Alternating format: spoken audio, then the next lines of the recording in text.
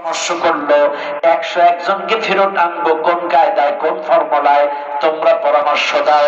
এইবার কাফেররা পরামর্শ দিল, আমরা আবিসিনিয়ার বাদশাকে মোটা অঙ্কের ঘুষ দিব, মোটা অঙ্কের ঘুষ দিয়া 101 জনকে বিদেশের মাটির থেকে মিথ্যা মামলা দিয়ে মিথ্যা কলঙ্ক দিয়ে ওদেরকে ফেরত আনবো। এইবার কাফেররা সিদ্ধান্ত ফাইনাল হয়ে গেল, মক্কার থেকে 2 জন কাফের যাবে, মক্কার থেকে 2 জন প্রতিনিধি যাবে, আবিসিনিয়ার বাদশার কাছে নালিশ করে অভিযোগ দায়ের করে 101 জনকে এই মক্কার বুকে ফেরত এনে তাদেরকে আবার নতুন করে শাস্তি দেওয়া হবে। মক্কার থেকে 2 জন ঠিক করলো প্রতিনিধি। একজন ছিল আবু জেহেলের ভাই, আরেকজন ছিল আমর ইবনুল আস। আমর ইবনুল আস পরবর্তীতে ইসলাম কবুল করেছিল, কিন্তু তখনও পর্যন্ত ইসলাম কবুল করে নাই। অনেক পরে ইসলাম কবুল করেছিল আমর ইবনুল আস, কিন্তু নবুয়াতির ৫ম বৎসরে এখনো পর্যন্ত আমর ইবনুল আস ইসলাম কবুল করে নাই, কাফের অবস্থায় আছে। আবু জেহেলের ভাই এবং আমর ইবনুল আস 2 জন প্রতিনিধি মিলে মোটা অঙ্কের ঘুষ নিয়ে আবিসিনিয়ার বাদশার কাছে চলে গেল। আবিসিনিয়ার বাদশার কাছে যে আবিসিনিয়ার বাদশার নাম নাজ্জাশী। নাজ্জাশীর কাছে যে ডাক দিয়ে বলল, বাদশা, আপনার দেশে আমার দেশে 101 জন জঙ্গি, ধর্ম ব্যবসায়ী, ধর্ম বিরোধী 101 জন এরকম অশান্ত সৃষ্টি করাই, ফাসাদ সৃষ্টিকারী 101 জন আসামি পালাতক আমার দেশ থেকে পালায়া আপনাদের আবিসিনিয়া এসেছে। বাদশা নাজ্জাশীকে মোটা অঙ্কের হাদিয়া দিয়ে এই অভিযোগটা মামলাটা দায়ের করলো। বাদশা নাজ্জাশী এতদিন জানতো না আমার দেশে 101 জন বিদেশি নাগরিক পালায় আছে, এই কথাটা বাদশা নাজ্জাশী জানতো না। এই কাফের 2 জন প্রতিনিধি নালিশ করার সাথে সাথে, অভিযোগ দায়ের করার সাথে সাথে বাদশা নাজ্জাশী গোয়েন্দার মাধ্যমে তদন্ত রিপোর্ট করে জানতে পারলো, হ্যাঁ, আমার দেশে 101 জন মক্কার নাগরিক পালায়া বর্ডার এলাকায় লুকায়া লুকায়া চলতেছে। এইবার বাদশা নাজ্জাশী 101 জনকে রাজদরবারে ডাক দিলেন। 101 জন রাজদরবারে চলে আসলেন। রাজদরবারে আসার পরে এবার বাদশা নাজ্জাশীর কাছে তারা মামলা দায়ের করলো। আমি আবারও বলি, শুনে নেন, মক্কার 2 জন যে প্রতিনিধি এসেছে তারা 1 নাম্বার মামলা দিয়েছে, তারা ধর্ম বিরোধী। কি বিরোধী? কি মামলা দিছে? 1 নাম্বার হচ্ছে এরা ধর্ম বিরোধী, কারণ এরা আমাদের বাপ দাদার ধর্মে চুনকালি লাগিয়েছে, আমাদের ধর্মের মধ্যে ডিভাইডেড সৃষ্টি করেছে, আমাদের বাপ দাদার ধর্মে চুনকালি দিয়েছে। এরা ধর্ম বিরোধী, এরা ধর্ম ব্যবসায়ী। ও ভাই, এটা এই 1450 বছর আগে মক্কার 2 জন প্রতিনিধি আবিসিনিয়ার বাদশাকে এই মিথ্যা অভিযোগ দায়ের করলো। এখন কি আমাদের দেশে এরকম কেউ বলে না? বলে? রাগ করবেন না কিন্তু, আপনারা মনে করেন এটা শুধু বাংলাদেশে বলে, এটা কিন্তু কাফেররাও বলেছিল। রাগ করবেন না, আপনারা শুধু খেয়াল করে গুরুত্ব সহকারে শুনবেন।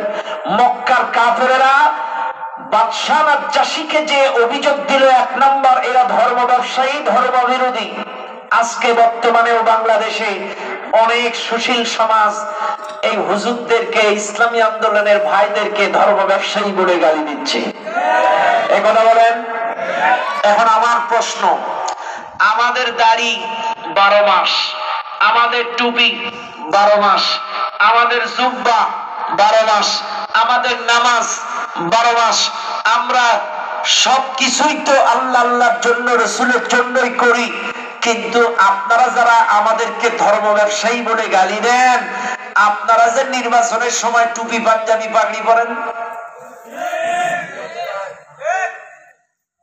কথা বুঝেন না আপনারা? আরে আমাদের দাড়ি তো 12 মাস, টুপিও 12 মাস, এই জুব্বা 12 মাস, আমাদের নামাজ 12 মাস, কিন্তু আপনারা যে নির্বাচন আসলে একই আসরের নামাজ 2 বেলায় পড়েন, তাহলে ধর্ম ব্যবসায়ী আরা না তারা?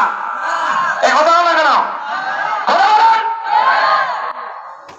ধর্ম ব্যবসায়ী আমরা না, ধর্ম ব্যবসায়ী আপনারা। নির্বাচন আসলেই হুজুরদের সাথে মিটিং, নির্বাচন আসলেই টুপি মাথায় পাঞ্জাবি গায়ে, নির্বাচন আসলেই কথা বলা গেল একই আসরের নামাজ দুই পাড়ায়, এরাও বুঝুক নেতা নামাজি, ওরাও বুঝুক বিনা উজুইটাও আবার কথা কথা কথা কেন? এরা আবার আমাদের বলে ধর্ম ব্যবসায়ী, আবার বলে কোরআনের মধ্যে কোনো রাজনীতি নেই। কি বলে? আচ্ছা ভাই, এই মাহফিলে যারা আছেন, আমি জানি না কে বিএনপি, কে জাতীয়বাদী, কে জামাত ইসলাম, আল্লাহু আলাম। আমি কারোর পক্ষ বিপক্ষে বলার জন্য আসি নাই, আমি শুধুমাত্র আপনাদেরকে বোঝানোর জন্য বলছি। আমরা তো ইসলাম শিখেছি নবীর কাছ থেকে, আমরা তো ইসলাম শিখেছি কোরআন থেকে, হাদিস থেকে, নবীর কাছ থেকে। চাইলে আমার নবী যদি কোরআন দিয়ে বিচার করে, আমার নবী যদি কোরআন দিয়ে রাষ্ট্র পরিচালনা করে, আমার নবী যদি কোরআন দিয়ে সমাজ সংস্কার করে, আমার নবী যদি কোরআন দিয়ে সামরিক বাহিনী চালায়, চাইলে আপনারা বলেন এই কোরআনে কি রাজনীতি আছে? বিচার করলো কেমনে? সমাজ চালালো কেমনে? রাষ্ট্র চালালো কেমনে? বলেন কি দিয়ে চালাইছে? এরা বলে কেমনে যে কোরআনে রাজনীতি নাই? ঈমান থাকবে না এই কথা যারা বলবে, যারা এই কথা বলবে কোরআনে রাজনীতি নাই, আল্লাহর কসম যদি তওবা না করে কাফের হয়ে মারা যাবে।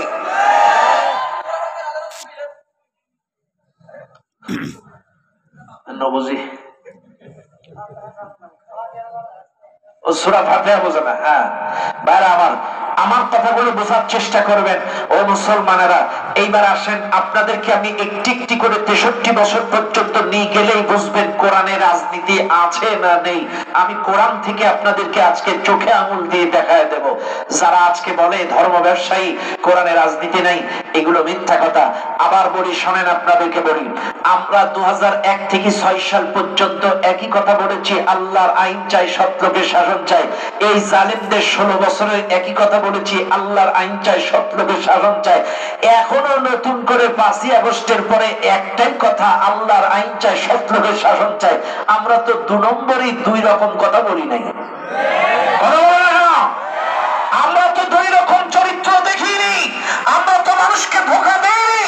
আমরা তো স্পষ্ট কথা বলেছি, জমিন যার, আইন চলবে তার। আজকে আপনাদের বুকে হাত দেন। আল্লাহ বলছেন, আল্লাযী খলাকাকুম, তোমাদেরকে সৃষ্টি করেছি আমি। আল্লাযী জাআলা লাকুমুল আরদা ফিরাশা, এই জমিনটাকে বিছানা বানিয়েছি আমি। ওয়াস সামাআ বিনাআ, আসমানটাকে ছাদ বানিয়েছি আমি। ওয়া আনজালা মিনাস সামা'i মাআ, আসমান থেকে বৃষ্টি বর্ষণ করি আমি। ফাখরাজা বিহি মিনাস সামারাতি রিজকান লাকুম, এই জমিন থেকে ফসলের মাধ্যমে তোমাদের রিজিকের ব্যবস্থা করি আমি। এবার বলো, এই জমিনে আইন চলবে কার? আরো জোরে। চাইলে এই সহজ জিনিসটা কেন বুঝেন না?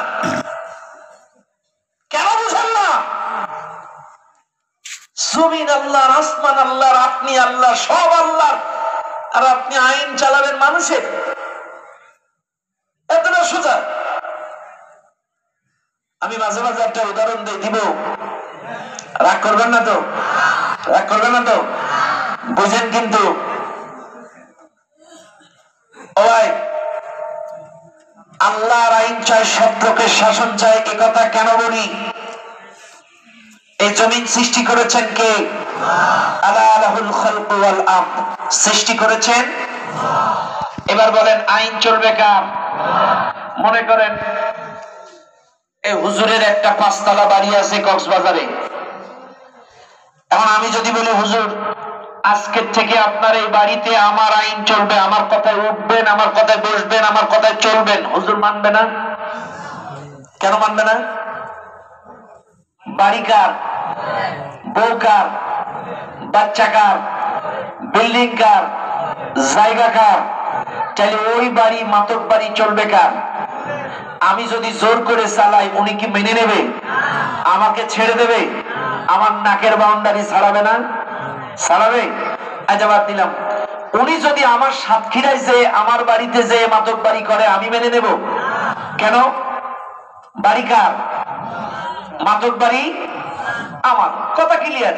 চাইলে আমার বাড়ি যদি ওনার আইন না চলে, ওনার বাড়ি যদি আমার আইন না চলে, চাইলে এই জমিন আল্লাহর, আসমান আল্লাহর, এই জমিনে আল্লাহর আইন ছাড়া আর কারোর আইন চলবে না। এটা তো স্বাভাবিক ব্যাপার। আমি যদি ওনার বাড়ি জোর করে আইন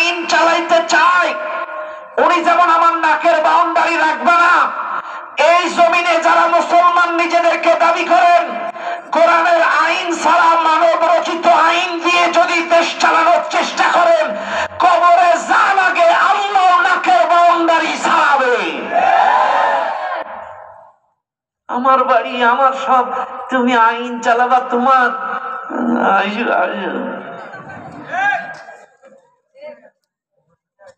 আইয়ো খেলা হবে, আন্দাজ পায় না। ভাইরা আমার, তাহলে মনে রাখবেন এই মাহফিলে যারা আছেন, ও ভাইরা আমার, তাহলে এক নাম্বার কি অভিযোগ দিল? এরা ধর্ম ব্যবসায়ী, ধর্ম বিরোধী, আমাদের বাপ দাদার ধর্মের মুখে চুনকালি লাগাইছে। কথা ঠিক না বেটি? দুই নাম্বার অভিযোগ, এরা ফাসাদ সৃষ্টিকারী। আমাদের দেশের দিকে তাকান, 16টা বছরে আলেমুল আমাদেরকে 2টা কলঙ্ক দিয়েছে এই জালেমেরা।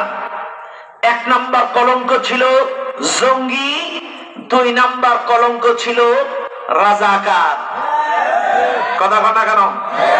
এই 2টা কলঙ্ক 16টা বছর এদেশের আলেমদেরকে দিয়েছে। আমি আবারও বলছি, 1 নাম্বার মিথ্যা কলঙ্ক ছিল জঙ্গি, 2 নাম্বার কলঙ্ক ছিল রাজাকার। এইবার আসেন, এই জঙ্গিবাদের কলঙ্কটা আপনারা একটু দেখেন। বাংলাদেশে কি আসলে কোন জঙ্গি ছিল? এটা ওদের নাটক। কথা না কেন? এরা জঙ্গি জঙ্গি নাটক তৈরি করেছে একটাই কারণে, বিদেশি মামুদের সমর্থন পাওয়ার জন্য। সবাই বলেন, কারণ বিদেশি মামুদের সমর্থন পাওয়ার জন্য জঙ্গি জঙ্গি নাটক খেলতো। অমুক বাড়ি ঘিরে রাখতো, অমুক পাহাড় ঘিরে রাখতো, অমুক জায়গা ঘিরে রাখতো। এই যে আমার দেশের কথাই বলি, একটা মসজিদে আসরের নামাজে 2 কাতার মুসল্লি হয়েছে, নামাজ শেষ, একটা মুসল্লি দাঁড়াই বলল আপনারা বসবেন, বাদ আসর কোরআনের দার্স দেওয়া হবে, কোরআনের তালিম দেওয়া হবে, 2টো আয়াতের তাফসীর করে সব মুসল্লিদের শোনানো হবে। দেখবেন মসজিদ থেকে বের হয়ে কিছু নামাজি থানায় ফোন করে বলে অমুক মসজিদে জঙ্গি ট্রেনিং চলতেছে। ওরে বাপ্পা, একটা কোরআনের 2টো আয়াতের তাফসীর হচ্ছে, মসজিদের মধ্যে জঙ্গি ট্রেনিং হয় কি করে? দালালের বাচ্চারা শুধু কোরআনের 2টো আয়াতের তাফসীর করেছে, দার্স দিয়েছে, অথচ এরা জঙ্গি বলে থানায় ফোন করে এনে এদেরকে কিছু জিহাদি বই দিয়ে ধরে এনে গেল। অথচ সোনার দাও, ওই সোনার ধর্ষণ লীগের ছেলেরা AK-47 রিভলভার বড় বড় বন্দুক নিয়ে ধরা খেয়েছে, এদের কিচ্ছু বলা নাই, এদের কিচ্ছু বলা নাই। অথচ মসজিদে কোরআনের তাফসীর চলছিল, এরাই নাকি জঙ্গি। এই জন্য 16 বছরে ইবলিসও বাংলাদেশে ছিল না। শুনুন না, 16 বছরে ইবলিসও বাংলাদেশে ছিল না। কারণ যে দেশে জন্ম অন্ধ লোক ও গাছ কাটা মামলার আসামি হয়, এদেশে আমি শয়তানি করব কোন জায়গায়? কুমিল্লায় একজন গাছ কাটা মামলার আসামি, এ হলো জন্ম অন্ধ। তো যে দেশে জন্ম অন্ধ লোক গাছ কাটা মামলার আসামি হয়, এ দেশে শয়তানি করবে কোন জায়গায়? এই জন্য 16 বছর ইবলিস কিন্তু দেশে ছিল না, কারণ ওর চাইতে বড় শয়তান এই দেশে ছিল। কথা ঠিক না বেটি? মার্ডার হয়তো সিলেটে, আসামি হয়তো কক্সবাজার। এই জন্য শয়তান 16 বছরে বাংলাদেশে ছিল না, আবার নতুন করে আসছে। কথা ঠিক না বেটি? বারা আমার কথা রাগ করবেন না। তাহলে 1 নাম্বার নাটক ছিল জঙ্গি। এ ভাই, জঙ্গিদের কাজ কি আপনাদেরকে একটু শিখায়া যায়। এটা কিন্তু আমেরিকার নাজিল করা একটা কথা, জঙ্গি। এটা আমেরিকার তৈরি করা একটা নাম, জঙ্গি। ওদের কথা মতো জঙ্গিরা ফাসাদ সৃষ্টি করে, মানুষ সৃষ্টি করে, মানুষ হত্যা করে, মসজিদে বোমা মারে, মাদ্রাসায় বোমা মারে। এটা হচ্ছে আমেরিকার তৈরি করা একটা নাম। এবার আসেন, আপনারা বলেন, যে লোকটা জীবনে নামাজও পড়ে না, সেও কি কোনোদিন চায় মসজিদে বোমা পড়ুক? চায়? আরে মানুষ হত্যা হারাম, ওয়ালা তাকতুলুন নাফসাল্লাতী হারামাল্লাহু ইল্লা বিল হক। অন্যায়ভাবে মানুষ হত্যা হারাম। তাহলে একথা প্রত্যেকটা মুসলমান জানে। তাহলে অন্যায়ভাবে মানুষ হত্যা আমরা করি নাই, এবং কোন মসজিদে বোমা পড়ুক এটা কোন মুসলমান চায় না। মূলত আমেরিকা, ইসরায়েল, ওদের তৈরি করা কিছু দোসর দাড়ি টুপি পাগড়ি পরে মুসলিম দেশগুলোতে ঢুকে মসজিদে এখানে সেখানে বোমা মেরে ওরা ফটো সেশন করে পৃথিবীর মানুষকে দেখায় এরা জঙ্গি, এরা তালেবান, এরা মানুষ মারে। মূলত কোন মুসলমান অন্যায় ভাবে একজন আরেকজনকে হত্যা করে না। কথা ঠিক না বেঠিক? আপনারাই বলেন, নামাজিরা কি জুতো চুরি করে না জুতো চোরেরা নামাজি সাজে? হ্যাঁ, প্রকৃত নামাজি কখনো জুতা চুরি করে না, ওই চোরেরাই এসে নামাজি সাজে। আল্লাহু আকবার। এবার যখন সেজদায় চলে যায় ভালো জোড়াগুলো নিয়ে টান মারে। কাজে প্রকৃত মুসলমান কখনো বোমা মারতে পারে না, মানুষ হত্যা করে না, ওই প্রকৃত দোসরেরাই। কথা কি ঠিক না বেঠিক? তাহলে 1 নম্বর জঙ্গি জঙ্গি নাটক ওদের তৈরি। 2 রাজাকার, এটাও এদেশের মানুষ জেনে গিয়েছে। সামান্য ন্যায্য দাবি, হক দাবি, এই ছাত্রগুলো বলেছিল কোটা আন্দোলন বা কি বলে কোটা সব বাতিল, মেধা ভিত্তিতে চাকরি হবে। কোটা আন্দোলন চেয়েছিল এদের ন্যায্য দাবি, হক দাবি, কিন্তু ওরা কি বললো? রাজাকার। এই কচি কচি বাচ্চাগুলো রাজাকার। এই যে এরা শিখে গেল, গোটা বাংলাদেশের লোক বুঝে গেল যে এতদিন ওরা জামাতের লোকদেরকে রাজাকার, বিএনপির লোকদেরকে রাজাকার বলেছে। আসলে এরা মূলত মানবতা বিরোধিতার কারণে না, মূলত এটা যারাই এই বাংলাদেশের 16 বছরে হক কথা, সত্য কথা, ন্যায্য দাবি করেছে, তারাও ছোট হোক আর বড় হোক ওদের চোখে তারা রাজাকার।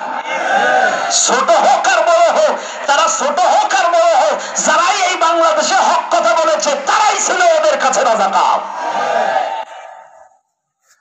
তাকায় দেখেন কোরআনের পাখি শহীদ আল্লামা দিলওয়ার হোসেন সাঈদী রাহিমাহুল্লাহ, তার বড় ছেলের লাশ রফিক বিন সাঈদী যখন মারা গেল, মতিঝিল স্কুল ময়দানে প্যারোলে মুক্তি পেয়ে জানাজায় এসে লাশের সামনে রেখে বলেছিল, আল্লাহ তোমার ইজ্জতের কসম, সম্মানের কসম, 1971 সালের করে ধুলাবা বালি আমার গায়ে লাগে নাই, লাগে নাই, লাগে নাই। লাশ ছুঁয়ে কসম কেটে বলেছিল, কিন্তু এই জালেমেরা বিশ্বাস করেনি। এই জালেমেরা মিথ্যা কলঙ্ক দিয়ে রাজাকার বানি 13টা বছর জেলখানায় আটকে লাস্ট টাইমে তাকে পরিকল্পিতভাবে হত্যা করেছে। উনি রাজাকার ছিলেন না। আমার সাথে সাক্ষাৎ হয়েছে ওনার 3 হিন্দু সাক্ষীর সাথে, যে সুখরঞ্জন বালি, তারপরে আরো কয়েকজন ছিল হিন্দু সাক্ষী। ওরা সরাসরি আমাদের সাথে দেখা হয়েছে, তাদের সাথে এরা বলেছে আমাদেরকে পিস্তল ধরে আমাদের বাচ্চাগুলোকে গুম করে আমাদের কাছ থেকে জোর করে এই সাক্ষ্য আদায় করেছে এই জালেমেরা।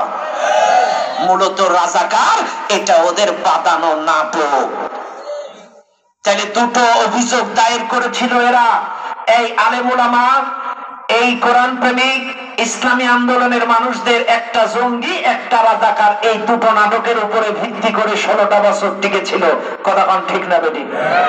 আসলে কিন্তু বড় অভিনেত্রী, আসলে কিন্তু বড় অভিনেত্রী। আপনারা অবাক হয়ে যাবেন যে অভিনয়, আপনারা তো দেখছেন 54 বছরে তার স্বজন হারানোর যন্ত্রণা ভুলতে পারে না। এই যে পাখির মতো বাচ্চাগুলো আর আলেমগুলো মারলো, এদের কি স্বজন নেই? এটা কি ধরনের নাটক?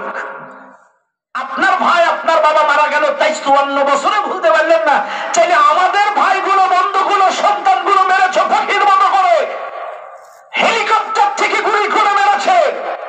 মানুষ খারাপ হয় তাই বলে লাশগুলো মেরে পুলিশ ভ্যানে তুলে আগুন জ্বালাইতে পারে, এরা কোনো মানুষের বাচ্চা হবে না।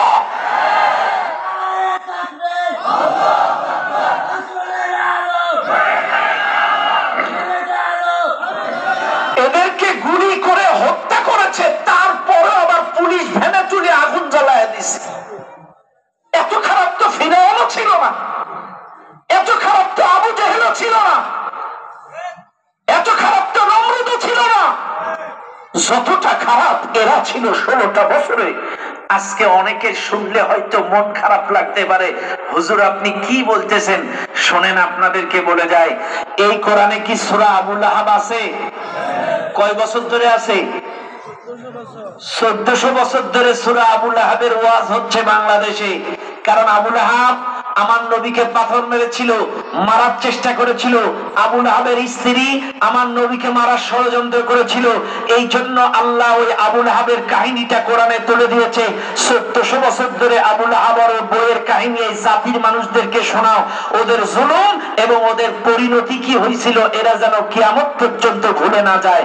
এবার আসেন, ফিরাউন যে মুসার উপরে নির্যাতন চালিয়েছিল, এই ফিরাউন মারা গেছে কবে, কিন্তু আল্লাহ কোরআনে কোট করে দিয়েছে ফিরাউন আর মুসার কাহিনী। কাদাবি আলী ফিরাউন, ওয়াকালা ফিরাউন, মুসা ফিরাউন, কারুন ফিরাউন। তাহলে 1400 বছর ধরে ফিরাউন আর মুসার কাহিনী বাংলাদেশে চলে। কেন চলে? এই জাতি যেন ওই ফিরাউনের জুলুম কর্মকাণ্ড যেন ভুলে না যায়। ও ভাই, 1400 বছর ধরে যদি ফিরাউনের কাহিনী, মুসার কাহিনী চলে, 1400 বছর ধরে যদি আবুল আহাবের কাহিনী, নবীর কাহিনী চলে, চাইলে এরা তো গেছে মাত্র 5 বছর।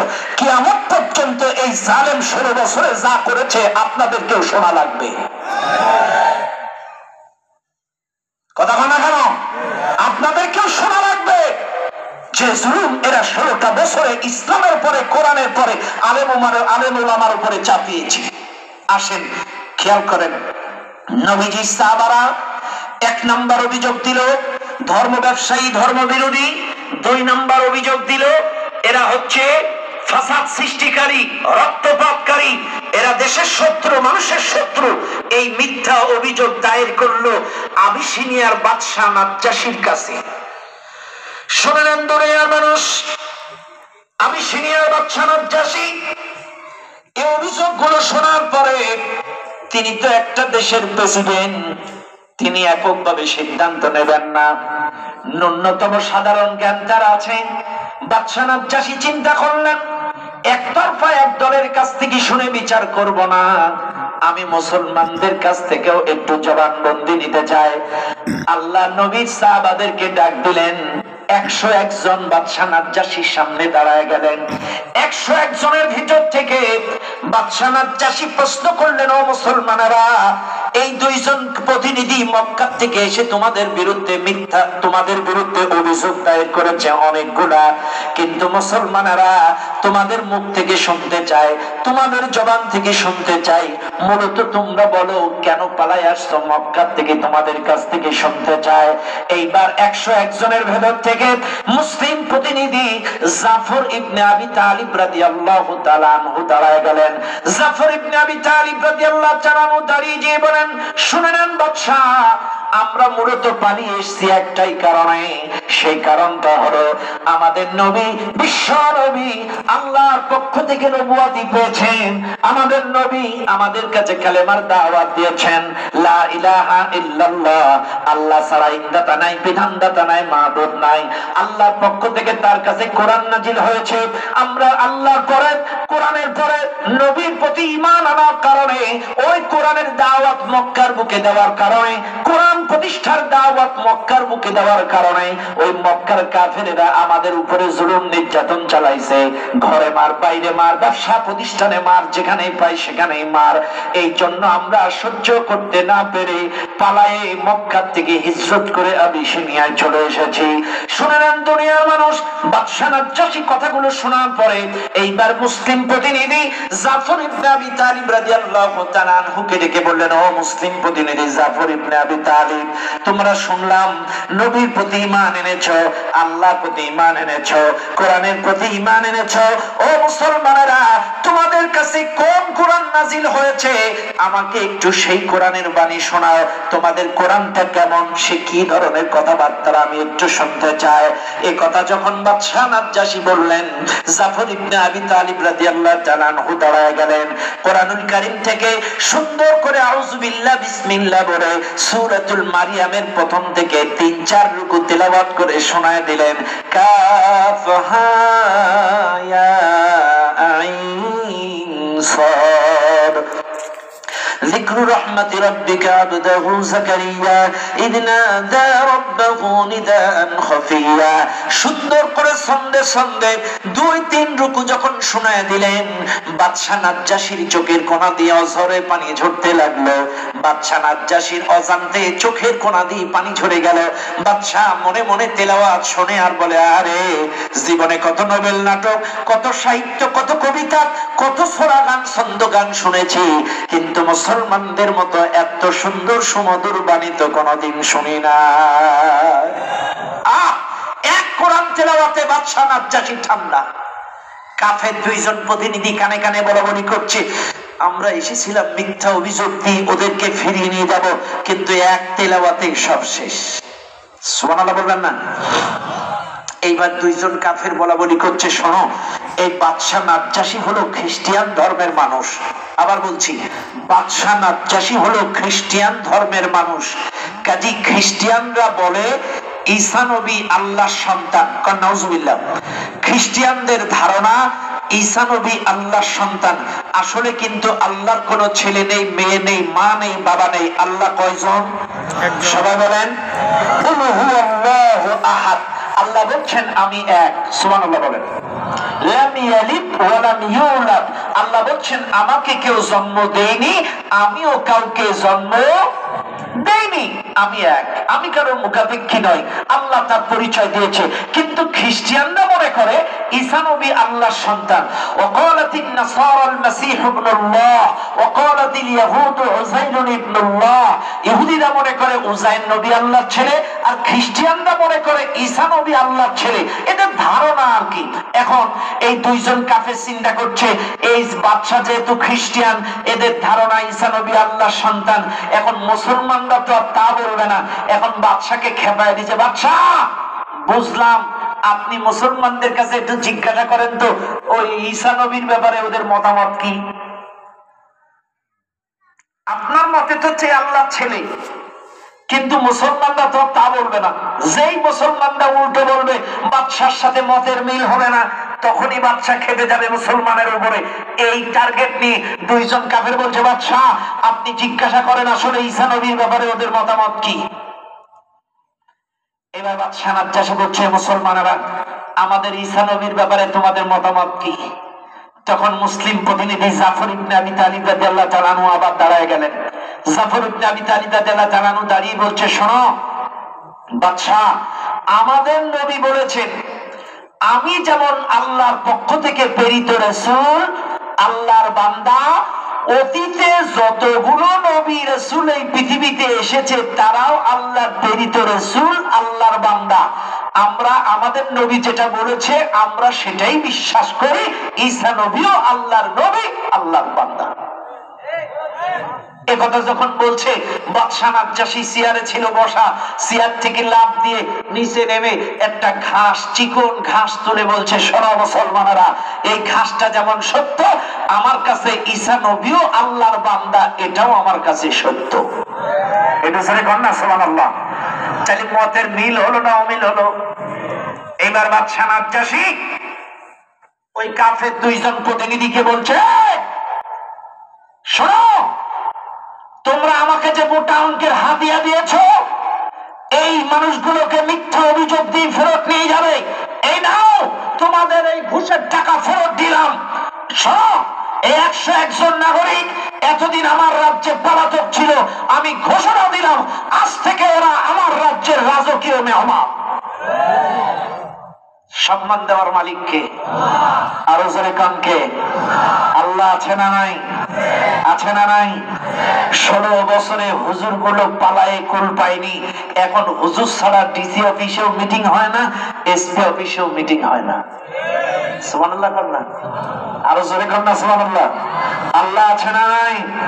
আরো জোরে বলেন। আছে, ইজ্জতের মালিক আল্লাহ। কাজী এতদিন হুজুরদের তাড়ায় কুল পায় নাই, আর এখন ওই মামুরাও হুজুরদের ডেকে নিয়ে মিটিং করে। মামুরা এসে বলে, একটু থানাটা দেখেন। যে হুজুর গুলো তাড়ায় কুল পায় নাই মামুরা, আর এখন এই হুজুররাই মামুদের থানা পাহারা দেয়। কথা বলে না কেন? ইজ্জতের মালিক আল্লাহ। খেয়াল করেন, দুইজন কাফের প্রতিনিধি অপমান অপদস্থ হয়ে মক্কা থেকে আবিসিনিয়া থেকে ফেরত এলেন। মক্কার বড় বড় কাফের বেঈমানেরা একত্রিত হয়ে গেল। কাফির বেঈমানেরা দুইজন প্রতিনিধিকে ডেকে বলে, কি ব্যাপার কি ব্যাপার, 101 জন কই, 101 জন কই। এইবার দুইজন প্রতিনিধি ডাক দিয়ে বলে, শোনো, আমরা কি হাদিয়াটা দেওয়ার পরে কিছু অভিযোগ দায়ের করেছিলাম, কিন্তু এক কোরআন তেলাওয়াতে সব শেষ। অভিযোগ তো গেল, আরো তারা রাজকীয় মেহমান হয়ে গেল, আবিসিনিয়ার মেহমান হয়ে গেছে, কাজী কোন কায়দায় আর ফেরত আনা সম্ভব না। এইবার এই দুইজন কাফেরের সাথে কাফেররা আবার মিটিং বসালো। এদের মুখটা অন্ধকার হয়ে গেল, কাফেররা চূড়ান্ত ভাবে ক্ষিপ্ত হয়ে গেল। কাফেররা এত বেশি ক্ষিপ্ত হয়ে গিয়ে বলছে, শোনো, চাইলে সিদ্ধান্ত নতুন করে নাও। আগে আমরা 141 জন মুসলমানের উপরে নির্যাতন চালাতাম, এখন আমরা সবাই মিলে ওই 101 জন যেহেতু নাই, এখন আমরা 40 জনের উপরে মারবো। 141 জনের উপরে যেই মাইটটা দিতাম, খালি 40-এর উপরে ওই মাইটটা চালা। যেই মাইটটা 141 জনকে দিতাম, এখন খালি 40 জনের উপরে ওই মাইটটা চালা।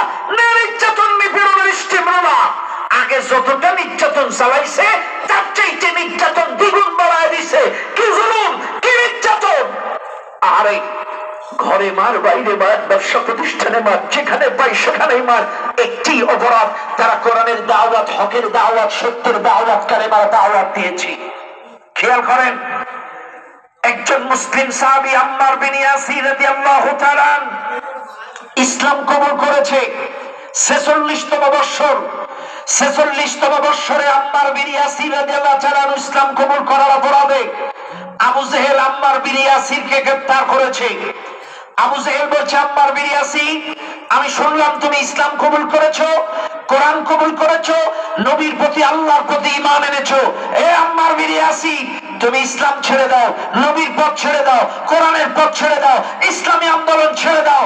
আম্মার বিন ইয়াসির বলছে, জীবন দেব, শহীদ হব, কালেমা ছাড়বো না, ইসলাম ছাড়বো না, কোরআন ছাড়বো না, নবীর পথ ছাড়বো না। এইবার কাফির বেঈমানেরা আবু জেহেল এবার বলছে, তুমি ছাড়বা না, তোমার পরিণতি খুব খারাপ হবে। আম্মার বিন ইয়াসির ডাক দিয়ে বলে, আবু জেহেল, আমাকে ভয় দেখায় লাভ নাই। আল্লাহর প্রতি ঈমান এনেছি, রাসূলের প্রতি ঈমান এনেছি, কোরআনের প্রতি ঈমান এনেছি, কাজে আমি এই ইসমানের পথ, কোরআনের পথ, হকের পথ ছাড়তে পারবো না। এবার আবু জেহেল তার দুটো রাখালকে ডাক দিলেন। 2 রাখাল চলে আসলেন। 2 রাখালকে ডেকে আবু জেহেল বললেন, ও আমার রাখালেরা, 2টা শক্তিশালী উট জোগাড় করো, 2টা শক্তিশালী উট আনো। শক্তিশালী বড় আকারের 2টা উট আনা হলো।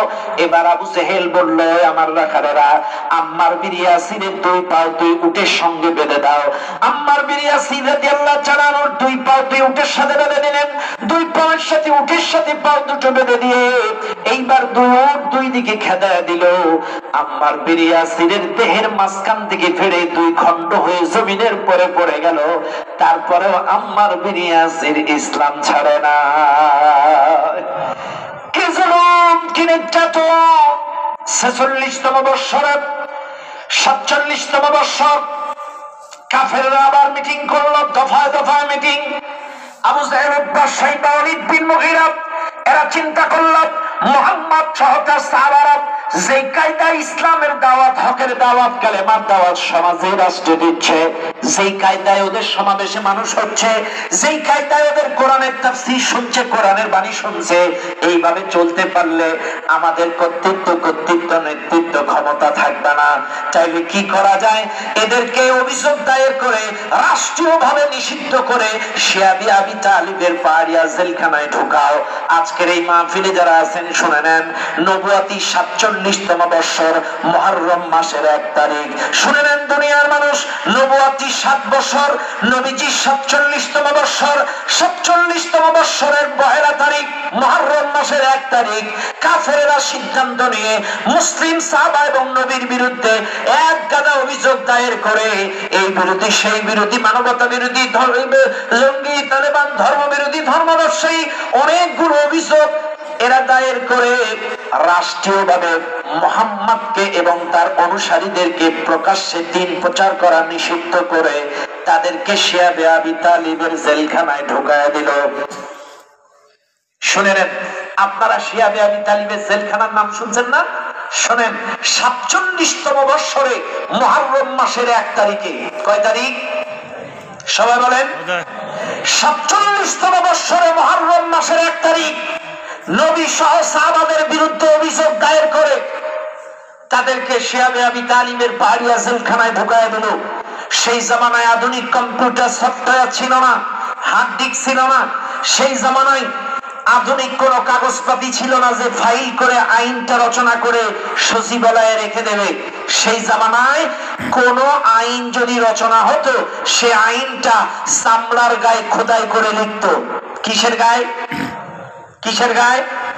চামড়ার গায়ে খোদাই করে আইনটা রচনা করে মুহাম্মদ সহ তার সাহাবীদেরকে নিষিদ্ধ ঘোষণা করে শিয়াবে আবি তালিবের জেলখানায় ঢুকিয়ে দিয়ে ওই মামলার কাগজটা, ওই যে আইনটা চামড়ার গায়ে খোদাই করলো, এই চামড়াটা সুন্দর করে লিখে একটা রশি দিয়ে বাইরে কাবা ঘরের ভেতরে সংরক্ষণ করলো। খেয়াল করেন, 47তম বৎসর। এই ঘরটা কার? আরো জোরে। আর ওই আইনে যে আইন, ওই ঘরে যে আইনটা বানাইছে কার বিরুদ্ধে? কত বড় শয়তান! লক্ষ্য করেন, আল্লাহর বিরুদ্ধে আইন বানিয়ে, ইসলামের বিরুদ্ধে আইন বানিয়ে, নবীর বিরুদ্ধে আইন বানিয়ে, সাহাবীদের বিরুদ্ধে আইন বানিয়ে এই আইনটা চামড়ায় খোদা করে এরকম কাবা ঘরের মধ্যে রেখে দিল। এইবার নবী সহ সাহাবীদেরকে শিয়াবে আবি তালিবের জেলখানায়, শুনে নেন, আজকে আপনাদেরকে শুনিয়ে যাই। শিয়াবে আবি তালিবের পাহাড়িয়া জেলখানায় 1 নয় 2 নয় 3 বছর আমার রাসূলকে জেলখানায় বন্দী করে রাখলো।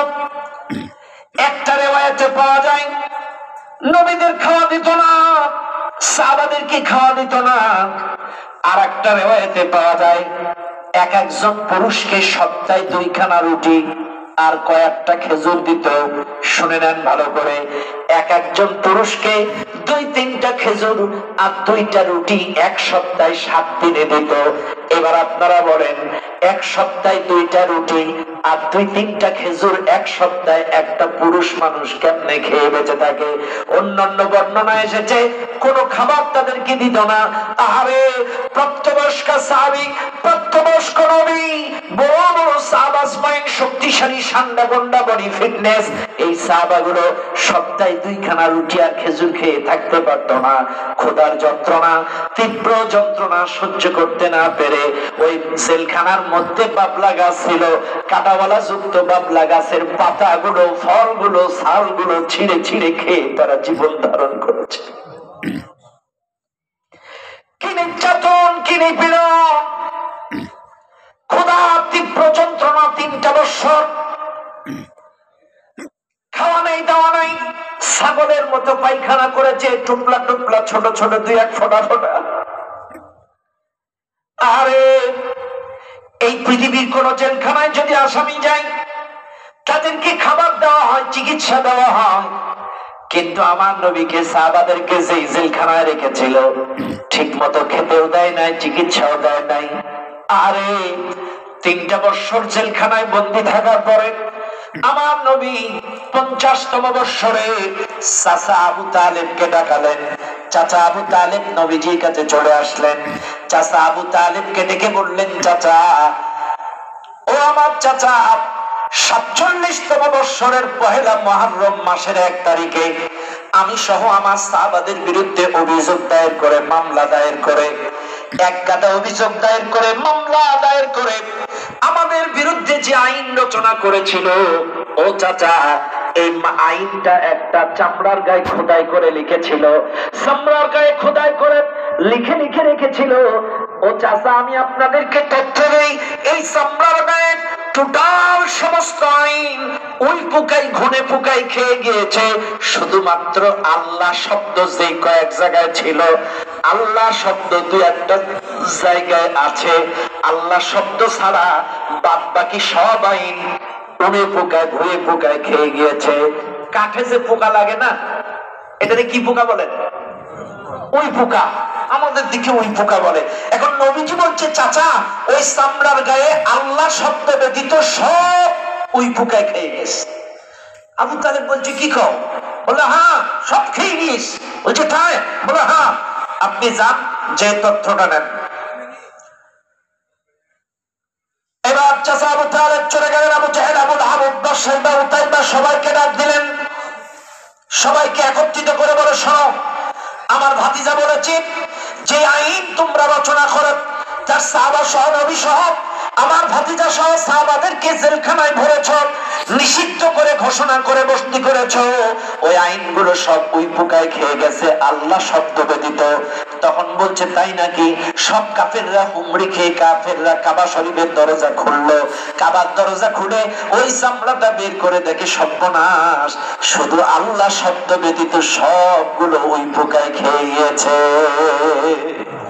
শুধুমাত্র আল্লাহ শব্দ ব্যতীত সব খেয়ে ফেলেছে, শুধু আল্লাহ যেই কয় জায়গায় ছিল এই কয়টা শব্দ আছে। এইবার কাফেররা মিটিং বসালো, আবু তালেব একটা ওয়ে পেয়ে গেল। আবু তালেব বলছে শোনো, আইনে যেহেতু নাই, কাজী এদেরকে আটকায় রাখার কোন বিধান নাই। যে আইন তুমি ওদের বিরুদ্ধে বানাইছিলে, তোমরা বানাইছিলে, যেহেতু আইন নাই, তাহলে কিসের ভিত্তিতে আটকায় রাখবা? আইন যেহেতু নাই, ওদের আটকায় রাখার কোন যুক্তি নাই। যাও, ছেড়ে দাও সবাইকে। চাচা আবু তালেব আপিল করলো, আপিল মঞ্জুর হলো। কাফেররা বলছে হ্যাঁ তাই তো, আইন যেহেতু নাই কিসের ভিত্তিতে আটকাবে? ছেড়ে দিছে সব কয়জনকে। সুবহানাল্লাহ বলেন। সব সাহাবাদেরকে রাসূলকে মুক্ত করে দিল আবু তালেবের পাহাড়িয়া জেলখানা থেকে। ও ভাই, আজকে বাংলাদেশের দিকে তাকান, বিএনপি জামাতের উপরে 30টা 40টা 50টা 32টা 38টা করে মামলায় জালেম সরকার দিয়েছিল। এখন ওরাও নেই, মামলাও নেই। কথা কথা কথা ঠিক না ঠিক? ওই যে ওরাও নেই, কারণ যারাই আইন বানাইছিল এরাই তো নেই। কিসের ভিত্তিতে মামলা রাখবে? সব মামলা ফিনিশ। এখন ওই পোকাই খেয়ে ফেলছে, আইনি যেহেতু নাই, এদেরকে আটকাবা কিনলাই, ছেড়ে দাও। সব ছেড়ে দিস। 50তম বৎসর। খেয়াল করেন ও দুনিয়ার মানুষ, নবীজি জেলখানা থেকে মুক্ত হলো, সাহাবাজ মাইন্ডা মুক্ত হলো, দাওয়াতি কাজ বন্ধ হলো না, আবার দাওয়াতি কাজ শুরু হয়ে গেল। ও মুসলমান, 1 মাস 2 মাস 3 মাস 4 মাস 5 মাস যেতে যেতে হঠাৎ করে আমার নবীর চাচা আবু তালেব মারা গেল। জেলখানা থেকে বের হওয়া 6 মাসের মাথায় চাচা আবু তালেব মারা গেল। জেলখানা থেকে বের হওয়া 7 মাসের মাথায় বিবি খাদিজা মারা গেল। শুনে নেন আজকের মাহফিলের জনগণ, আমার নবী বাবা মারা গিয়েছিল গর্ভে থাকা, জন্মে এই কি বলে মায়ের গর্ভে থাকাকালীন। মা মারা গিয়েছিল 6 বছর বয়সে, আর দাদা মারা গেছে আরো আগে। শুনে নেন এই মাহফিলের জনগণ, চাচা আবু তালিবের আন্ডারে ছিল এতদিন। চাচা আবু তালিব যতদিন বেঁচে ছিল, যতদিন চাচা আবু তালেব বেঁচে ছিল, আমার নবীকে আগলে রেখেছিল। আমার নবীর প্রতি ঈমান আনে নাই। চাচা আবু তালেব ইসলাম কবুল করে নাই, ঈমান আনে নাই। কিন্তু মক্কার কাফেররা আমার রাসূলকে গায়ে হাত দিক, এটা নবীকে পছন্দ করতেন না আবু তালেব। চাচা আবু তালেব যতদিন বেঁচে ছিল, আমার নবীর গায়ে মক্কার কাফেররা একটা টোকাও মারতে পারে নাই। শুনে নেন দুনিয়ার মানুষ, মক্কার কাফেররা রাসূলকে গালি দিয়েছে, পাগলা বলেছে, জাদুকর বলেছে, গরব ঠাকুর বলেছে, কিন্তু চাচা আবু তালেব যতদিন বেঁচে ছিল, আমার নবীর গায়ে একটা ফুলের টোকাও কাফের বেঈমানেরা মারতে পারে নাই। আমার ভাইরা, চাচা আবু তালেব মারা গেল 6 মাসের মাথায়, মা খাদিজা মারা গেল 7 মাসের মাথায়। কি দুঃখের বছর। জেলখানার থেকে বের হলো কেবল মাত্র। কারণ মনে রাখবেন, জেলখানার মধ্যে কোনো টেনশন নাই, একটাই শুধু টেনশন, মানসিক টেনশন, মানসিক টেনশন। কারণ জেলখানার মধ্যে নামাজ পড়া যায়, জেলখানার মধ্যে কোরআন পড়া যায়, আল্লাহ আল্লাহর গোলামি জিকির আজকার করা যায়, কোনো সমস্যা নাই। জেলখানার মধ্যে মানসিক টেনশন থেকে বের হলো কেবলমাত্র 6 মাস। এর মধ্যে চাচা মারা গেল, এর মধ্যে স্ত্রী মারা গেল। কারণ চাচা ছিল বাহিরের আশ্রয়, আর খাদিজা ছিল ঘরের আশ্রয়। নবীকে কাফেররা মেরে রক্তে রঞ্জিত করে দিত, কখনো কখনো তায়েফের কাফেররা মেরে রাসূলকে রক্তাক্ত করে দিত। আমার নবীজি ঘরে এসে কাঁদতো, আম্মা জান খাদিজা রক্তগুলো মুছে দিয়ে নবীজিকে সান্ত্বনা দিত, আপনি কাঁদবেন না, আপনার এই দুর্দিন থাকবে না, আজ হোক কাল হোক দিনের বিজয় হবে, আপনার কালেমার পতাকা টকটক করে উঠবে, টেনশন করবেন না নবীজি। আম্মা জান খাদিজা এমন একজন স্ত্রী ছিলেন, এমন একজন স্ত্রী ছিলেন, তিনি তিনি ছিলেন ঘরের আশ্রয়, নবীজিকে সান্ত্বনা দিতেন, বুকের মধ্যে আগলে রাখতেন। আর চাচা ছিল বাইরের আশ্রয়, বাইরের আশ্রয় নাই, ঘরের আশ্রয় নাই। 51তম বৎসরে ঘরের আশ্রয় নাই, বাইরের আশ্রয় নাই। 51তম বৎসরে আমার নবী নামাজ পড়তে বের হয়েছেন, বাজার দিয়ে যাচ্ছেন। আমার নবীকে বাজারে মক্কার কাফেরেরা কাদাবালি ছড়ে রাসূলুল্লাহর মুখে মেরেছে, জামাই মেরেছে। চাচা আবু তালেব যতদিন বেঁচে ছিল নবীকে মারতে পারে নাই, কিন্তু যে বৎসরে চাচা মেরে গেল রাসূলুল্লাহর পরনের জামা ছেড়ে দিল, রাসূলুল্লাহর গায়ে ধুলাবালি কাদা ছুঁড়ে মারল। এই 51তম বৎসরে আমার নবী কাবা চত্বরে নামাজের জন্য সিজদায় পড়ে গেল।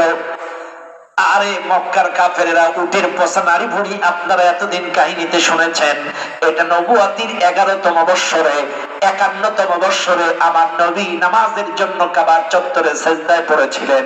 আমার নবীর মাথার উপরে মক্কার কাফেরেরা উটের পচা নারী ভুড়ি চাপায় দিয়েছিলেন। একটা ছাগলের ভুড়ি বেশি হয় না, গরুর ভুড়ি বেশি হয় না, কিন্তু একটা উটের ভুড়ি কিন্তু অনেক হয়। অনেকগুলা উটের পচা নারী ভুড়ি, একটা উটের টোটাল নারী ভুড়ি পচাগুলো নবীজির মাথার উপরে চাপায় দিল। নবীজি উঠতে পারে না, মাথা নাড়াইতে পারে না। আর পচা নারী ভুড়ি চাপায় দিলে শ্বাস প্রশ্বাস বন্ধ। একজন লোক এসে খবর দিল, ফাতেমা তোমার বাবাকে দেখলাম কাফেররা মাথার উপরে পচা নারী ভুড়ি চাপায় দিছে। ফাতেমা তার শরীরের সমস্ত শক্তি দিয়ে এক দৌড় দিয়ে কাবার চত্বর যে নবীর মাথার উপর থেকে পচা নারী ভুড়িগুলো সরাইয়া দিল। নারী ভুড়িগুলো সরাইয়া আমার নবীজির মাথার উপর থেকে সরাইয়া এইবার রাসূলুল্লাহকে দাঁড় করানোর চেষ্টা করলেন। কারণ কয়েক মিনিট যার শ্বাস প্রশ্বাস বন্ধ থাকে, এই লোকটা স্বাভাবিক হতে একটু সময় লাগে। কারণ 2-3 মিনিট, বেশ কয়েক মিনিট নবীজির শ্বাস প্রশ্বাস বন্ধ।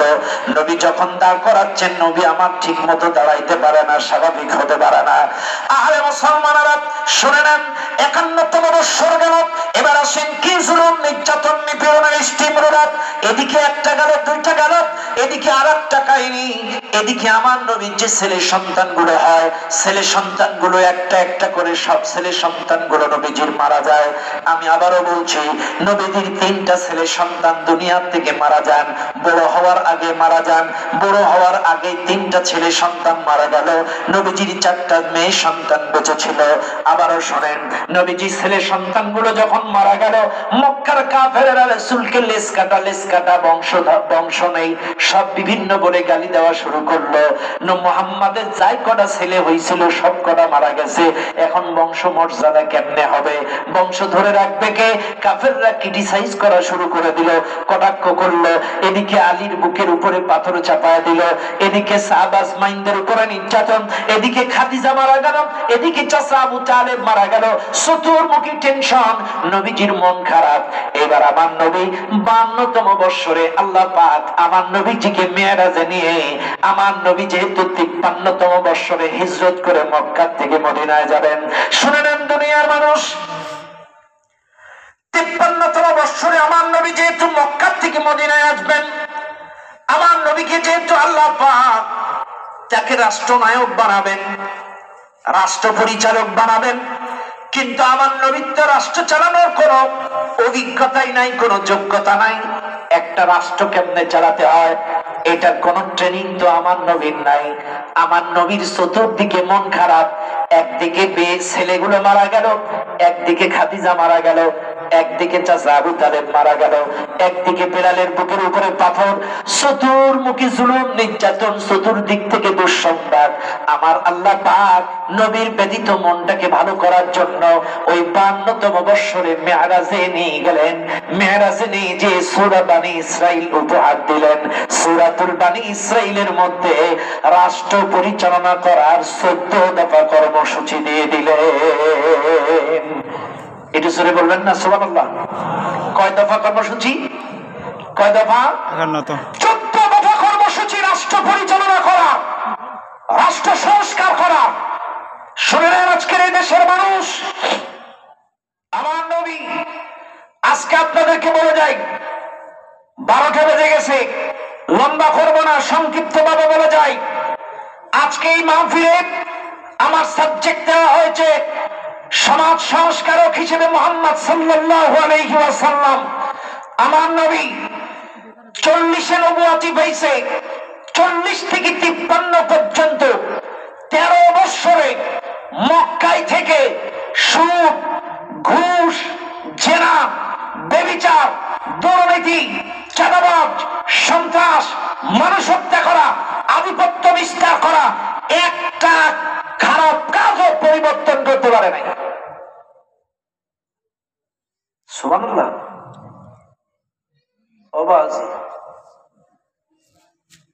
শোনেন ভালো করে, কথাটা বুঝবেন, উদ্দেশ্যটা। নবুয়তি পাইছে 40-এ, 40 থেকে 53 পর্যন্ত হিজরত করার আগ পর্যন্ত এই কোরআনের 88টা সূরা নাজিল হয়েছে মক্কায়। মোট সূরা 114টা, 88টা নাজিল হয়েছে মক্কায়। আর এই 88টা সূরা দিয়ে সুদ, ঘুষ, শিরক, বিদআত, কুফরি কোনো কিছুই 13 বছরে বন্ধ করতে পারে নাই। এবার আসেন, আমার নবী রাষ্ট্র পরিচালনা করার 14 দফা কর্মসূচি যখন আমার রাসূলকে মেরাজে নিয়ে দিলেন, আমার নবী আসলেন 53তম বৎসরে হিজরত করলেন আল্লাহর অর্ডারে। والذين هاجروا في الله من بعد ما ظلموا, আল্লাহর অর্ডারে 53তম বৎসরে মক্কা থেকে হিজরত করে আমার রাসূল যখন মদিনায় আসলেন, খেয়াল করেন, আমার নবী রাতের বেলায় যাবেন। আগের থেকে কিন্তু 52তম বছর থেকেই প্রস্তুতি চলছে। শোনেন, হিজরতের প্রিপারেশন কিন্তু 52তম বছর থেকে চলছে। যাবেন 53, কিন্তু প্রস্তুতিটা চলছে 52তম বছর থেকে। আবু বকরকে বলেছিল, আবু বকর তুমি 2টা উট কিনে একজন বেদুইনের কাছে লালন পালন করতে দাও, একজন বেধর্মীর কাছে, বেদুইনের কাছে এই উটটা লালন পালন করতে দাও। বুঝবেন, কিন্তু উটটা কিনছে আবু বকর, কিন্তু লালন পালনের দায়িত্ব দিয়েছে বেদুইনে। লম্বা ইতিহাস, সময় লাগবে, সংক্ষিপ্ত ভাবে বলে যাচ্ছি। এখন দেওয়ার পরে 53তম বৎসরে যখন নবী হিজরত করবেন, রাতের অন্ধকারে আল্লাহ পাকের নবী হযরত আলী রাদিয়াল্লাহু তাআলা আনহুকে বললেন, তুমি আমার বিছানায় শুয়ে থাকো। শোনেন ভালো করে, আপনারা কিন্তু এতদিন শুনেছেন আলীকে নবীর জায়গায় কম্বল মুড়াই দিয়ে শোয়ায় রাখছে, কিন্তু এটা কিন্তু একটা বৈষম্য হয়ে গেল। কেন বলবেন? নবী মরার ভয়ে আলীকে শোয়া রাখছে না, নবী মূলত আলীকে তার জায়গায় রাখার উদ্দেশ্য ছিল এইটাই, মক্কার কাফেরেরা রাসূলকে আমানতদার মনে করতেন।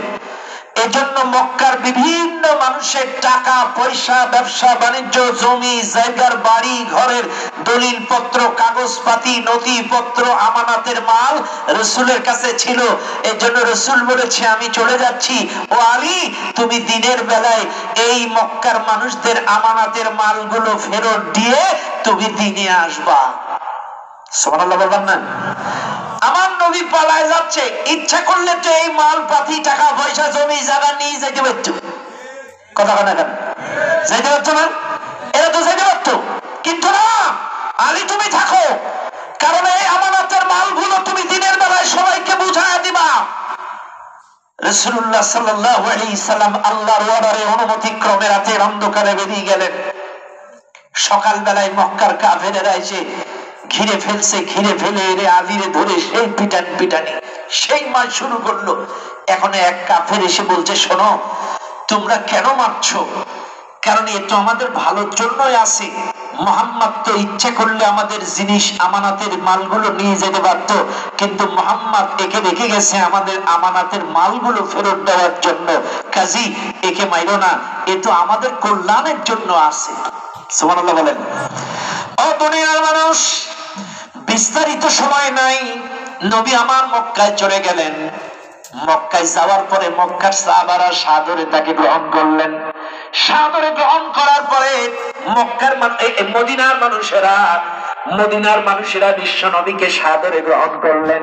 ভাইরা আমার, গ্রহণ করার পরে মানুষ মদিনায় দাওয়াতি কাজ বিস্তার হয়ে গেল। প্রচুর দাওয়াতি কাজ বেড়ে গেল, এত বেশি দাওয়াতি কাজ বেড়ে গেল, মানুষ দলে দলে ইসলামের মধ্যে অংশগ্রহণ করলো। এইবার কাফেরদের সাথে প্রথম যুদ্ধ হবে, বদরের যুদ্ধ, হক আর বাতিলের প্রথম যুদ্ধ হবে বদরের যুদ্ধ। শুনে নেন এই মুসলমানেরা, এই হক আর বাতিলের প্রথম যুদ্ধ যখন অংশগ্রহণ হবে, এই যুদ্ধটা হবে বদরের, বদর নামক একটা পানির কূপের কিনারায়। আমরা মনে করি স্থানটার নাম বদর, আসলে শুনে নেন ওই সময় যে কোনো বিবাহ শাদী, যে কোনো অনুষ্ঠান, যে কোনো কিছু হইলে, মেলা হলে, সেটা হতো পানির কূপ কেন্দ্রে। কারণ তৎকালীন সময়ে মক্কা মদিনায় পানির সংকট ছিল, বড় সংকট। এই জন্য যাতে করে কোনো পানির সংকট না হয়, বদর নামক পানির কূপ ছিল মদিনার থেকে পূর্ব দিকে প্রায় 50-60 মাইল দূরে এই বদরের কূপটা। এই বদরের কূপ নামক এলাকায় এই জায়গায় বদরের যুদ্ধটা সংঘটিত হবে। শুনে নেন দুনিয়ার মানুষ, এই স্থানে যুদ্ধ হবে, একটা পানির কূপের নাম ছিল বদর, এই জন্য ওই কূপকে কেন্দ্র করে যুদ্ধটার নামকরণ করা হয়েছে বদরের যুদ্ধ। এবার আসেন, এই যুদ্ধে মুসলমানের সংখ্যা ছিল 313, কাফেরদের সংখ্যা ছিল 1000। মুসলমানদের সংখ্যা ছিল 313, কাফেরদের সংখ্যা ছিল 1000। ও মুসলমানেরা, লম্বা চওড়া করব না, শুধু বোঝানোর জন্য বলে যায়, বদর যুদ্ধ করলো, উহুদ যুদ্ধ করলো, খন্দক যুদ্ধ করলো, তাবুক যুদ্ধ করলো। রাসূল করিম সাল্লাল্লাহু আলাইহি সাল্লাম উহুদ, বদর, খন্দক, বদর যুদ্ধ করার পরে যখন এই চেয়ারটা দখল করলো, এই চেয়ারটা দখল করে রাষ্ট্রীয়ভাবে যখন কোরআনী শাসন কায়েম করলো, এই কোরআনী শাসন দিয়ে অটোমেটিকলি সমাজ পরিবর্তন হয়ে গেল। শুনে নেন, আবারও বলছি, আমার নবী 88টা সূরা দিয়ে 13 বছরে মক্কা সুদ, ঘুষ, জেনা, ব্যভিচার, শিরক, বিদআত বন্ধ করতে পারে নাই, চাঁদাবাজ বন্ধ করতে পারে নাই, ধর্ষণ বন্ধ করতে পারে নাই, রাহাজানি বন্ধ করতে পারে নাই। যখনই তিনি উহুদ, বদর, খন্দক লড়াই করে এই চেয়ার দখল করে আমার নবী চেয়ারে বসলেন, আমার নবী ছিলেন সৎ। কারণ মক্কার কাফেররা পাগলা বলেছে, জাদুকর বলেছে, গণক ঠাকুর বলেছে, কিন্তু রাসূলকে কখনো মিথ্যাবাদী বলতে পারে নাই, অসৎ বলতে পারে নাই, চরিত্রহীন বলতে পারে নাই। কাজে আমার নবীর মতো সব ব্যক্তি এই চেয়ারে বসলো আর সাথে সাথে কোরআনী শাসন চালু করলো, অটোমেটিকলি মক্কা মদিনা পরিবর্তন হয়ে গেল। সুবহানাল্লাহ বলেন, আর জোরে বলেন না সুবহানাল্লাহ। অটোমেটিকলি সমাজ পরিবর্তন হয়ে গেল। মক্কা বিজয় হলো লাস্ট টাইমে। শুনেন, মক্কা তো বিজয় হয়েছিল বিনা যুদ্ধে, বিনা যুদ্ধে মক্কা বিজয় হয়েছিল। আমি 63 পর্যন্ত যাইতে গেলে অনেক সময় লাগবে, সংক্ষেপে বলে যায়। ও ভাই, তাইলে মনে রাখবেন, কোরআনের আইন যখন কায়েম হলো, আল্লাহর রাসূল অটোমেটিকলি সমাজ সংস্কার করে ফেললো। এই সমাজে চুরি বন্ধ হয়ে গেল, ডাকাতি বন্ধ হয়ে গেল, জেনা বন্ধ হয়ে গেল, ধর্ষণ বন্ধ হলো। কেমনে হলো শুনেন, আজকে আপনাদেরকে বলে যায়, আজকে আমাদের সমাজে নবীর যুগ থেকে এই পর্যন্ত, নবীর যুগ থেকে এই পর্যন্ত এই পৃথিবীর মানুষ টোটাল শান্তি পেয়েছিল 31 বছর 6 মাস। কয় বছর? নবীর জামানা থেকে এই পর্যন্ত এই পৃথিবীর মানুষ টোটাল শান্তি পেয়েছে 31 বছর 6 মাস। কারণ এই 31 বছর 6 মাসে নবীর যুগ, সাহাবাদের যুগ, তাবে তাবিনদের যুগ, এই 31 বছর 6 মাসে কোরআনী শাসন চলার কারণে এই সমাজে কোনো অশান্তি ছিল না, কোনো ঘুষ ছিল না, চাঁদাবাজ ছিল না, দুর্নীতিবাদ ছিল না, ধর্ষণ ছিল না, ইফটিজিং ছিল না। কাজে আজ আপনাদেরকে বলে যায়, এই বাংলাদেশ স্বাধীন হয়েছিল 71 সালে, 1971 সালের এই পর্যন্ত 54 বছরে এক্সচেঞ্জ হয়েছে, হাত বদল হয়েছে। আজ অব্দি বাংলাদেশের মানুষ শান্তি খুঁজে পায় নাই, কিয়ামত পর্যন্ত পাবে না।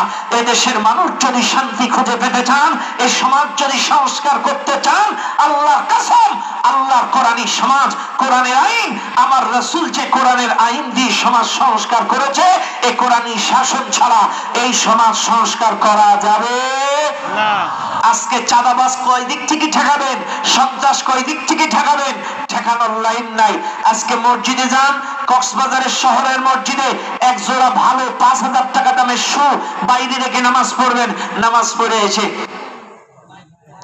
আরে যে দেশের মানুষ জুতার টেনশনে নামাজ পড়তে পারে না, কথা বলেন, কথা বলেন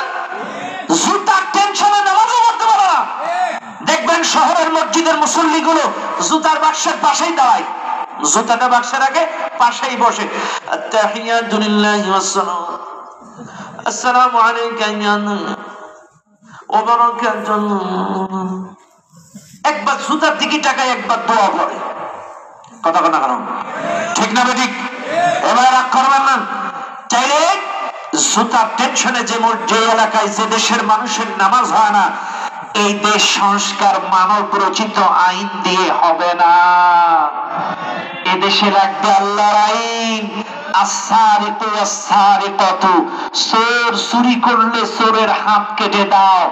একটা চোরের হাত কেটে যদি পেপার পত্রিকা স্যাটেলাইটে সম্প্রচার করা যায়, সে জামাতের চোর হোক, আওয়ামী লীগের চোর হোক, আর বিএনপির চোর হোক, যে দলেরই চোর হোক, পরের দিন থেকে সব ভালো হয়ে যাবে। কথা বলেন, সব চোর ভালো হয়ে যাবে। বাংলাদেশে একটা চোর থাকবে না, রোডের বদলে বাস দেবে না, ডিসি অফিসে দুর্নীতি হবে না, ভূমি অফিসে দুর্নীতি হবে না, রাস্তাগুলোয় দুর্নীতি হবে না। কথা বলেন ঠিক না বেঠিক? আজকে আপনারা কি মনে করেন ধর্ষণ ধর্ষণ ধর্ষণ? আজকের এই কক্সবাজারে আপনারা প্রকাশ্যে কয়টা দেখেন, অপ্রকাশ্যে যত জেনা এই কক্সবাজারে হয়, আমি তো চিন্তা করি না জানি কখন আল্লাহর গজব নাজিল হয়। রাগ করেন না বাবা আমার কথায়, বলবেন হুজুর এই ওয়াজ কেউ করে নাই। আরে কত আবাসিক হোটেল, কার স্বামী কার স্ত্রী, সব স্বামী স্ত্রী। কথা বলেন, সব স্বামী স্ত্রী। কিন্তু কোরআন বলতেছে আস-সানিয়াতু ওয়াস-সানি, কোরআনের আইন। যদি কেউ জেনা করে, বিয়ের আগে যদি কেউ জেনাখোর ধরা পড়ে, ওকে 100 চাবুক মেরে পিঠের চামড়া উঠিয়ে দাও। আর বিয়ের পরে যদি কোনো বেটা ধর্ষণ করে, জেনা করে, তাহলে ওকে বুক পর্যন্ত মাটিতে পুঁতে, জজ কোর্টের সামনে বুক পর্যন্ত পুঁতে ওপেন পাবলিক পাথর মেরে মাথার খুলি উল্টায় দেওয়া শেষ করে দেবে। কোরআনের আইন। এবার আপনারা বলেন, একটা ধর্ষককে যদি এই কোরআনের শাস্তি দেওয়া হয়, পরের দিন থেকে এই বাংলাদেশে পরকিয়া বলেন, ইফতিজিন বলেন, ধর্ষণ বলেন, ধর্ষণ তো বলে মরুক, স্বপ্ন দোষ কারণ হবে না। কথা না কেন? স্বপ্ন দোষ কারণ হবে না। বেয়াদবি মাফ করবেন, কথাটা অতিরিক্ত কষ্টে করে ফেললাম, কাজে মনে রাখবেন এই ধর্ষণ বন্ধ কোরআন ছাড়া হবে। এবার আসেন একটু কক্সবাজারের ওয়াজ করি। এই কক্সবাজারে শুনেছি বাবার ব্যবসা হয়। কিসের ব্যবসা? বাবা নামাজিরাও ইয়াবার ব্যবসা করে। আপনি নামাজ পড়েন, রোজা করেন, হজ করেন, সব করেন, আবার ইয়াবার ব্যবসা করেন। ইন্নামাল খামরু ওয়াল মাইসিরু ওয়াল আনসাবু ওয়াল আজলামু রিজসুম মিন আমালিশ শাইতান। আপনি প্রকাশ্যে শয়তানের কাজ করলেন। আরে যে খায় এটা একটা অপরাধ, আর আপনি সাপ্লাই দিচ্ছেন। শোনেন, কোরআন বলতেছে যদি কেউ মাদকের ব্যবসা করে বা মাদক খায়, যে মাদক খায় একে ধরে 100 খানা চাবুক মেরে পিঠের চামড়া উঠিয়ে দাও। এবার আপনারা বলেন, একজন ইয়াবাখোরকে ধরে যদি 100 খানা চাবুক প্রকাশ্যে একজন শক্তিশালী লোক মারে, এ পরের থেকে আর খাবে? আরো জোরে কোন খাবে? ও ভাই শোনেন, আপনাদেরকে বলছি, এই মাহফিলে যারা আছেন, কোরআনের আইন। একটা চোরের যখন হাত কাটা যাবে, সাপোজ একটা চোর চুরি করার দায়ে হাত কাটা গেল, বুঝেন, কিন্তু এই লোকটার হাত কাটা, এখন ও রাস্তাঘাটে বেরোলেই কিন্তু লোক বুঝে ফেলে। কথা কানা ও কি কথা? চিন্তা করেন কোরআনের আইন। কাজে মনে রাখবেন, আমার নবী কোরআনে আইন ছাড়া এই সমাজ সংস্কার করতে পারে নাই। আল্লাহর কসম, মায়ের চাইতে মাসির দরদ বেশি হলে সেটা ভালো হয় না। আমি শুরুতে একটা কথা বলেছিলাম, ওই যে মোটরসাইকেলটা, টিভিএস মোটরসাইকেল না, এটা কি গাড়ি? টিভিএস টিভিএস হ্যাঁ। এই মোটরসাইকেলের ট্যাঙ্কি কয়টা? মোটরসাইকেলের ট্যাঙ্কি দুইটা। কয়টা? দুইটা। একটা তেল একটা মোবিল। একটা তেল একটা মোবিল। ওই মোটরসাইকেল যারা বানাইছে ইঞ্জিনিয়ার এই মোটরসাইকেলটা বিক্রি করার সময় একটা নোটবুক গাইড বুক দিয়ে বলে দেয় তেলের ট্যাঙ্কি দিয়ে তেল, মোবিলের ট্যাঙ্কি মোবিল। মোবিল দিলে ইঞ্জিন ঠান্ডা থাকবে, তেল দিলে চলবে। মাশাআল্লাহ। এখন আপনারা কক্সবাজারের লোক চিন্তা করছেন আমরা তেলের ট্যাঙ্কি দিয়ে মোবিল, মোবিলের ট্যাঙ্কি দিয়ে তেল দিয়ে চালাবো। চলবে না? চলবে? কেন চলবে না? ইঞ্জিন যে বানাইছে সে বলে দিয়েছে তেলের ট্যাঙ্কি দিয়ে তেল, মোবিলের ট্যাঙ্কি মোবিল তেলে চলবে। উল্টা পাল্টা করলে যদি ইঞ্জিন না চলে, ও ভাই আপনারা বলেন এই 3.5 হাত ইঞ্জিন বানাইছেন কে? আল্লাহ। আমার আল্লাহ বলে দিচ্ছে এই ইঞ্জিনটা ভালোভাবে চালানোর জন্য আমি একটা গাইড বুক নোটবুক দিয়েছি। হুদাল লিন্নাস হাদা বায়ানুল লিন্নাস। এই কিতাব দিয়ে ব্যবসা করো, এই কিতাব দিয়ে চাকরি করো, এই কিতাব দিয়ে বিচার করো, এই কিতাব দিয়ে দেশ চালাও, এই কিতাব দিয়ে রাষ্ট্র চালাও, এই কিতাব দিয়ে সমাজ চালাও। কাজী ওই ইঞ্জিন যদি উল্টা পাল্টা করলে না চলে, এই বাংলাদেশ নয় গোটা পৃথিবী কোরআন ছাড়া অন্য কিছু দিয়ে চললে পৃথিবীও চলতে পারে না। সমাজ সংস্কার করতে গেলে আল্লাহ কোরআন রাসূলুল্লাহর আদর্শ ছাড়া সম্ভব। বাস আর কথা বলবো না, 12:30 বাজতে গেছে। যতটুকু বলেছি, যা বলেছি প্রত্যেকটা কথা বাস্তব জীবনে 63 পর্যন্ত নিয়ে গেলে আইনগুলো কেমনে কেমনে বাস্তবায়ন করেছে, হাত কাটার আইন কাকে কাকে কাটছে, মাদকের শাস্তি কিভাবে দিয়েছে, সমাজ কিভাবে সংস্কার হয়েছে, স্টেপ বাই স্টেপ 63 পর্যন্ত গেলে বুঝতে আপনাদের সুবিধা হতো। যাই হোক, যতটুকু বলেছি, যা বলেছি প্রত্যেকটা কথা আল্লাহ তাআলা আমাদের বাস্তব জীবনে আমল করার তৌফিক দান করুন। বলেন আমিন। আমার সাথে এক কথাই বলেন দেন, শোনেন। আল্লাহ পাক কিন্তু বলেছেন ইন্নাল্লাহা লা ইউগাইয়িরু মা বিকওমিন হাত্তা ইউগাইয়িরু মা বিআনফুসিহিম। ওই জাতির ভাগ্য আমি ততক্ষণ বদলাই না ওই জাতি যতক্ষণ ভাগ্য পরিবর্তনের চেষ্টা না করে। আজ 16 বছর এদেশের মানুষ চেষ্টা করেনি, এই জন্য আমাদের ভাগ্য পরিবর্তন হয়নি। হ্যাঁ, এই ছাত্র সমাজ চেষ্টা করেছে, এই ছাত্র সমাজ রক্ত দিয়েছে, ছাত্র সমাজ জীবন দিয়েছে, ছাত্র সমাজ রক্ত দিয়েছে। আর ছাত্র সমাজের সাথে গার্জিয়ান গুলো 5 তারিখে ময়দানে নেমেছে। আল্লাহ তাআলা ওদের রক্তের বিনিময়ে, জীবনের বিনিময়ে আমাদের পরিবর্তন করে দিয়ে জালেমদেরকে দেশ থেকে বের করে দিয়েছে। কাজী শোনেন, চেষ্টা করেছিলেন বলে পরিবর্তন করেছে।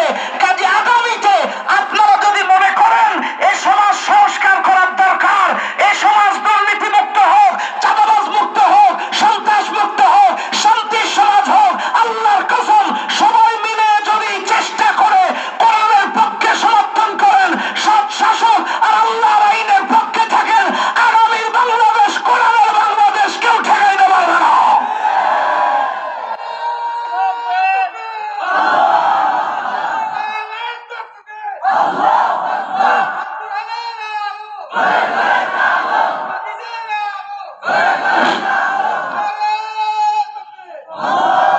কোরআন আছে যেখানে,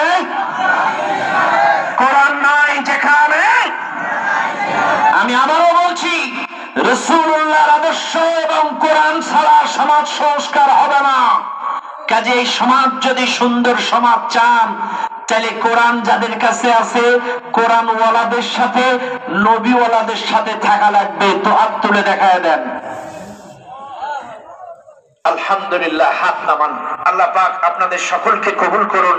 চিৎকার মেরে বলেন আল্লাহুম্মা আমিন।